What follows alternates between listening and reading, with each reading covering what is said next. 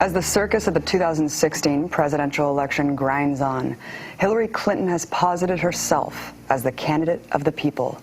But not many candidates of the people have vacation homes in the Hamptons that cost $200,000 per month, or hang out with the world's billionaires. You know, it's hard to know who she really is.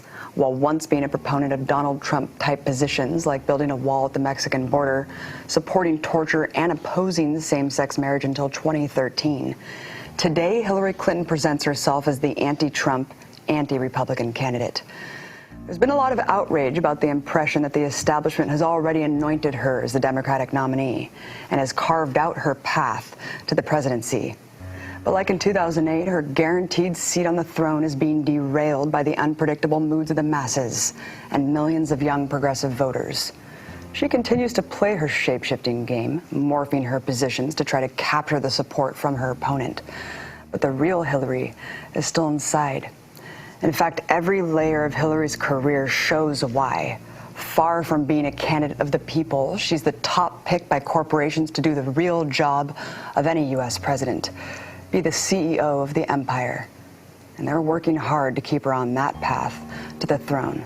Having been party insiders for decades, the Clintons have manipulated D.C. reporters, mastered the media spin, and have a well-oiled PR machine at their beck and call. Hillary Clinton has done everything right.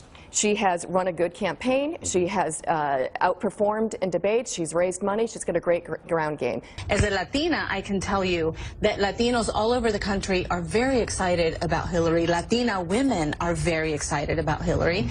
Knew from the beginning that when the conversation turned to foreign policy that this was going to be when Hillary Clinton really shined. And I think that whole exchange was probably one of her strongest moments of the night. Undisclosed is that many of the people praising Hillary across the corporate media work at firms employed by Clinton's campaign and super PACs. It's not just paid pundits, but the reporters and owners themselves. From Chris Matthews to the head of the New York Times, a big gang of media personalities have financial and personal ties to the Clintons.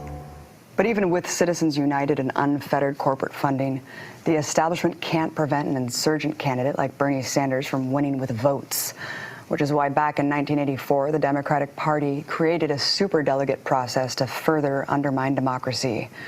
Here's how it works. There's about 4,000 pledged delegates divided by primary and caucus results. But there's an additional 700 superdelegates that remain unpledged, meaning they can vote against the people's will to ensure nominees are hand-picked party insiders. The single vote of a superdelegate is worth thousands of ours. Many of these people are current and former members of Congress, but dozens more are literally corporate lobbyists, working on behalf of every industry from healthcare to private prisons. Like superdelegate Tonio Burgos, Pfizer lobbyist and Clinton fundraiser. Or superdelegates Jill Alper, Minion Moore, and Maria Cardona at Dewey Square Group, a lobbying firm that works directly with the Clinton campaign and lobbied on behalf of healthcare corporations to craft Obamacare for their benefit. Then there's superdelegate Jeff Berman, top lobbyist at Bryan Cave, and former lobbyist for the Keystone XL pipeline and Geo Group private prisons. Berman is even paid by the Clintons to round up other superdelegate votes. This unelected nobility comprises 1/3 of all delegates needed to secure the Democratic nomination. And the Clintons are surrounded by a flock of Democratic Party politicians who know the career benefits of hitching their wagon to the most powerful family in Washington. And with Bill's cajoling, Hillary had at least 500 superdelegate pledges under her belt months before the election had even begun. A 45-1 delegate lead over Sanders.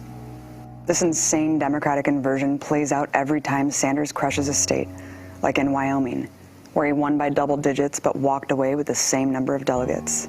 It's not just superdelegates investing in Hillary.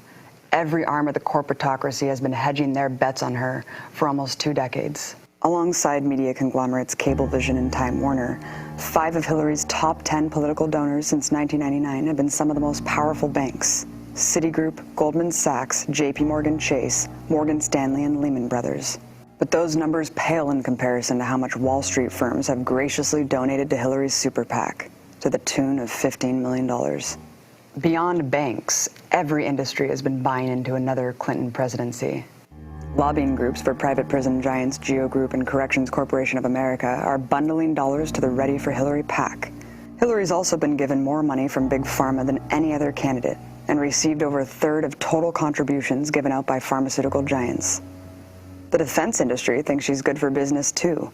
Defense contractor employees have given her more cash than any other candidate. Fossil fuel lobbyists are also working hard to elect Hillary. Her 2016 campaign received more than $4.5 million from lobbyists, bundlers, and donors connected to the world's biggest polluters. Their investment will pay off tenfold.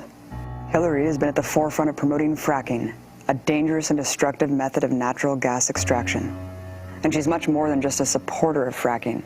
She personally created a bureau at the State Department focused on spreading it around the world, with one of her major sponsors, Chevron. The Clintons sell their friendship through other avenues, such as huge honorariums for speaking fees. Much like George W. Bush's motivational speaking tour, Bill and Hillary are quick to exploit themselves for corporate loot. But they don't come cheap. Averaging $211,000 a pop, Bill and Hillary made more than $153 million in paid speeches to elite think tanks and closed-door boardrooms since 2001.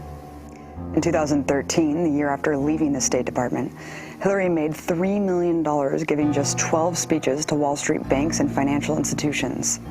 This calculates to her earning $5,000 per minute. Seems like good, honest work to me. Demands to release the speech transcripts have been laughed off by Hillary.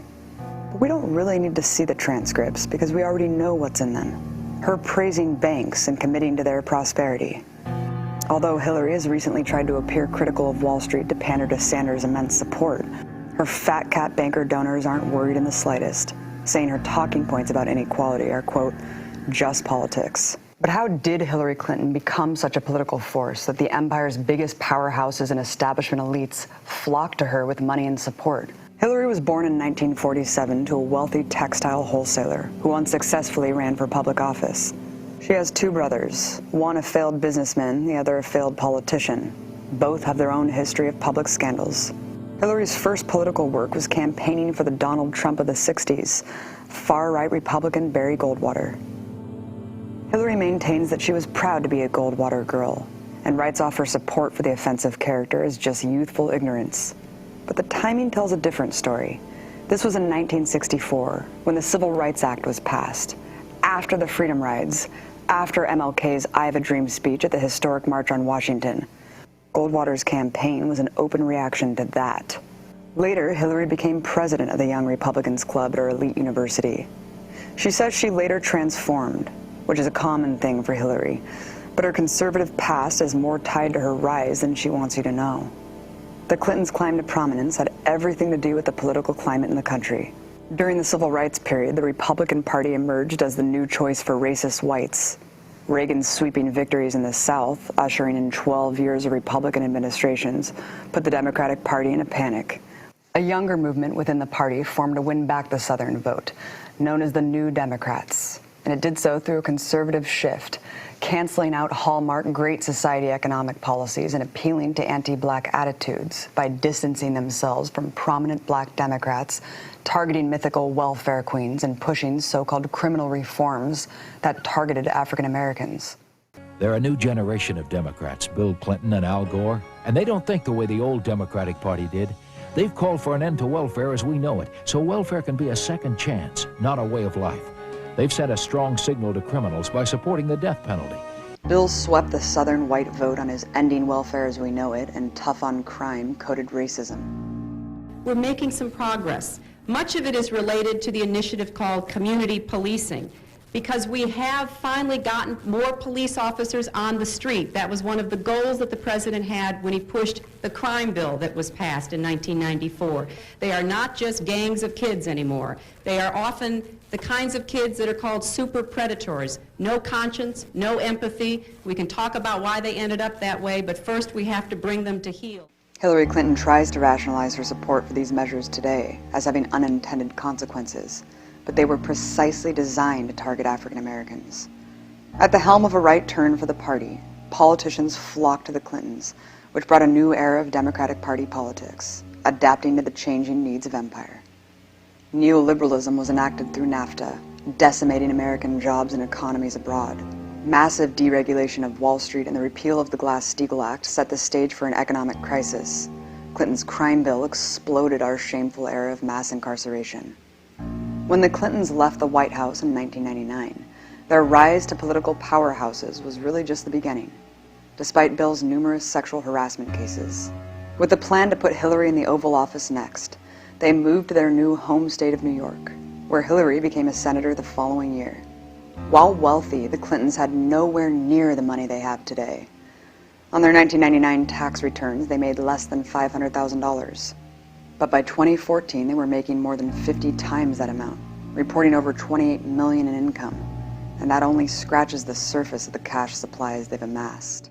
While Hillary went to work crafting a presidential resume in the Senate, Bill capitalized on his new super elite status as a former president. And the Clintons' way of cashing in on that access was by exploiting misery and disaster. In 2001, in response to a major earthquake in India, the Clintons joined the heads of Goldman Sachs and Citibank and embarked on a false philanthropy model that would define their Clinton Foundation.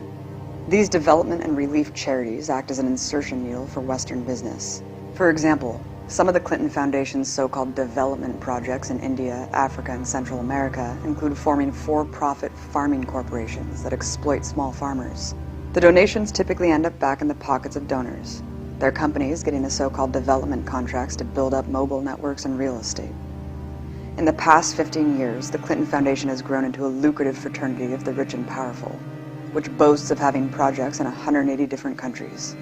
Including its numerous spin-off affiliates, it reported total assets of over $351 million in 2013. The sources of cash for this political machine say everything about the true nature of this charity.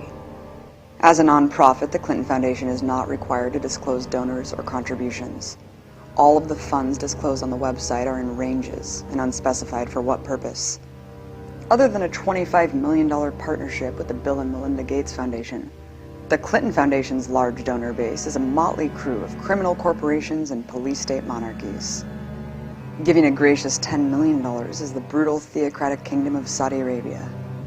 Matching the $10 million is the Viktor Pinchuk Foundation, Ukrainian billionaire oligarch who pledged tens of millions more to the Clinton Global Initiative to, quote, modernize Ukraine while Hillary Clinton was Secretary of State.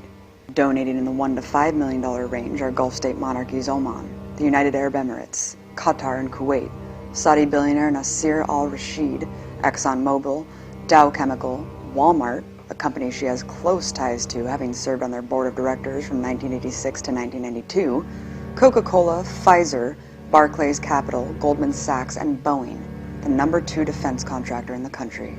In the lower $1 million range are such exemplary institutions as Monsanto, Chevron, General Electric, more banks, Bank of America, Citigroup, Morgan Stanley, UBS, Bank of California, and media giant Fox's News Corp. Then there's the Soros Foundation, an organization that claims to build, quote, tolerant democracies around the world, whatever that means. It's a win-win relationship, one that only continues to grow. The Clintons get massive financial support to run their machine, and their contributors get the perks of a loyal advocate in a position of power. As Hillary ascends off of this corporate sponsorship, the more favors she can grant, leading to more contributions, and so on. And while Hillary was in the Senate, these favors for her donors were numerous. Manufacturing giant known as Corning gave hundreds of thousands to the Clintons through their foundation and speaking fees. In return, Hillary introduced Senate legislation to allot hundreds of millions in federal aid to purchase Corning products. Notorious criminal enterprises Freddie Mac and Fannie Mae were also Clinton Foundation sponsors who won big by investing in Senator Clinton. She played a key role in blocking measures to regulate them, helping them reap super profits before facilitating the crash of the economy. The deal was good for business while Hillary was in the Senate, but the plan was always something bigger. After checking the box of having experience and having built a robust financial backing and political network, Hillary announced her bid for president in 2006. Shortly after her Senate re-election. She was supposed to be the shoo-in. It was her time, as they said. But then everything blew up in her face. Mass opposition to the Iraq War marginalized her as a candidate. A little-known Barack Obama was flung to the front for his rhetoric against the war, while Hillary ardently defended her vote for the war throughout her entire campaign. Knocked off a presumed ride to the White House, she flailed trying to capture a changing Democratic Party base. Her campaign was criticized for its slew of dirty tricks, including an array of voter suppression tactics mainly aimed at the youth. Most pathetic was the release of a photo of Obama in a turban, pandering to Islamophobia and the strategy of thinly veiled racism the Clintons employed back in the 90s. Obama's campaign manager, David Plouffe, said the photo was the most shameful, offensive fear-mongering we've seen from either party in this election. But none of the schemes worked. And while today Hillary's media surrogates continue to call on close competitor Bernie Sanders to drop out, back in 2008, she held out to the very bitter end, refusing to give in when Obama was the clear winner. She only acquiesced and backed Obama after a closed-door negotiation where she was promised a promotion and a path to succeed him. As Secretary of State, the rewards for her sponsors grew to a new level, and so too did donations to the Clintons. Her corruption is exemplified by the fact that 181 donors to the Clinton Foundation simultaneously lobbied the State Department while she was in charge. She used her position to divvy out repayment favors in a variety of ways. She funneled money from the State Department to Clinton friends and sponsors, like securing tens of millions in government grants for her dear friend and owner of for-profit education firm, Lorette Education, Inc. She also used her new title to help negotiate business deals between her donor friends and other heads of state.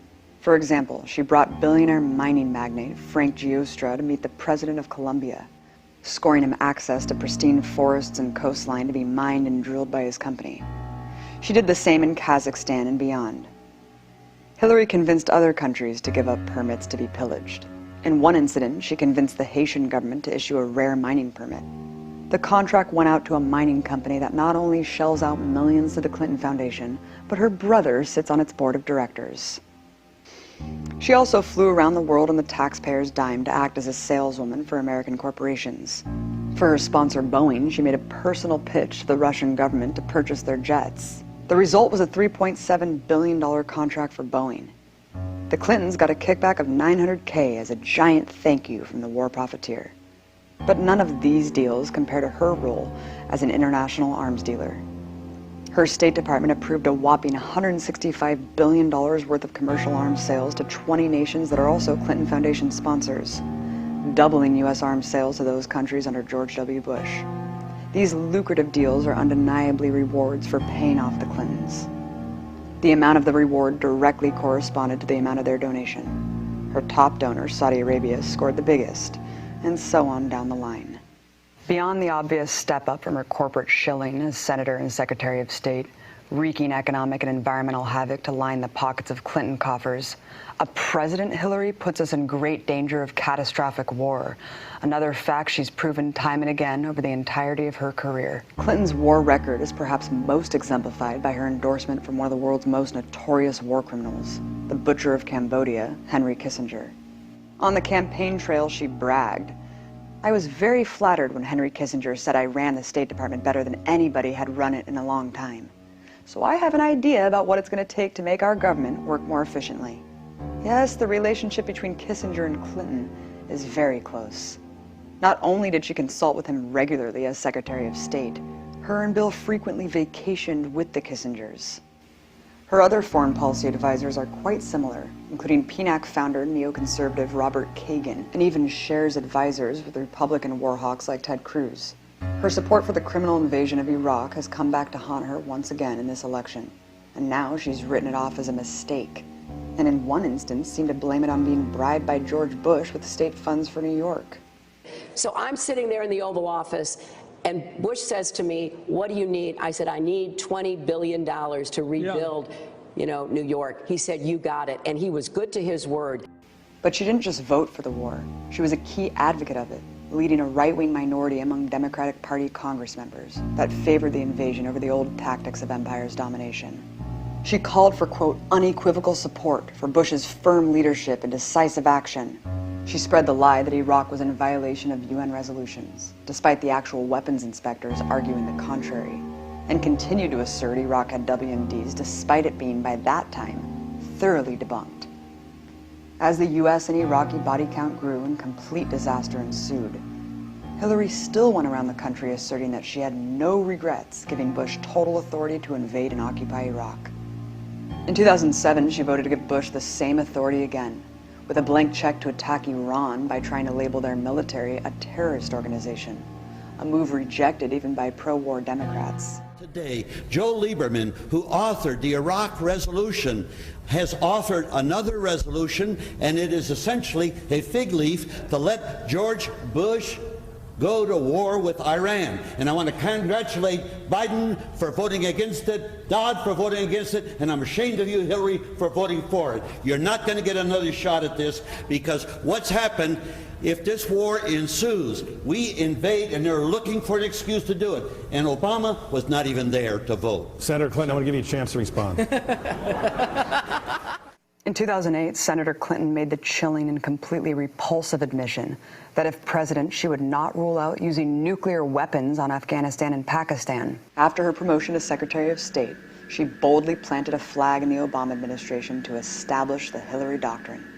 According to The Nation, 24 current and former administration officials, foreign diplomats, friends, and outside analysts described Mrs. Clinton as almost always the advocate of the most aggressive actions considered by Mr. Obama's national security team. Of course, she joined Obama in creating and leading terrible affronts to human life and rights, like the murderous drone campaign in Pakistan, Yemen, and Somalia. The program's mass civilian casualties, she says, she takes with a grain of salt. However, on other issues, she took the lead, showing how she would steer the empire's ship as she aimed for the presidency. In her book, she brags about her lead role backing the 2009 coup of the democratically elected leader in Honduras, further plunging the country into violence and instability.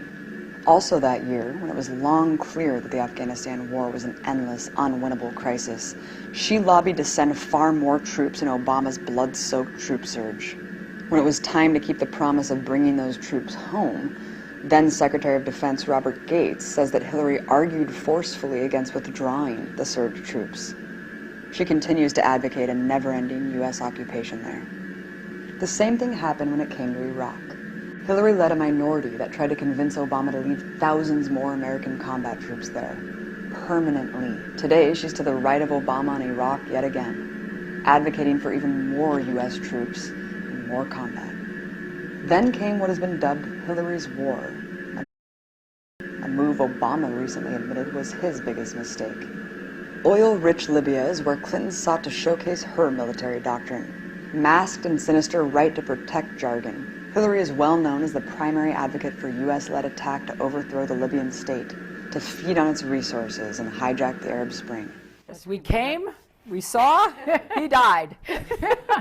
She laughed about an African leader being lynched on television, his country tossed into an era of unimaginable pain.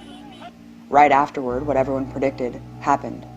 Strife from a shattered state, decimated infrastructure, and U.S. armed rebel fighters has turned Libya into a new bastion for ISIS. The scandal of Benghazi isn't that Hillary allowed Americans to die, but that those Americans were there funneling weapons to extremists in a country she had just helped destroy.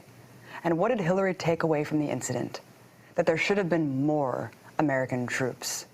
We have learned the hard way, when America is absent, especially from unstable places, there are consequences. Yeah, I don't think it was because America was absent, but because they had just carpet-bombed the country and injected its entire government. And on Syria, she's led the push for war from the beginning. She personally joined the shame general David Petraeus in creating the CIA-led Friends of Syria insurgency. She was among the first and most forceful in pushing for a no-fly zone to overthrow the Syrian state. Even as recently as 2015, she had a high-profile break with Obama over the issue, and even in recent debates had to continue to advocate for it. A no-fly zone means war. It means U.S. bombing of all Syrian anti-aircraft defense systems, and much more. It would undoubtedly trigger a broader regional conflict involving nuclear powers.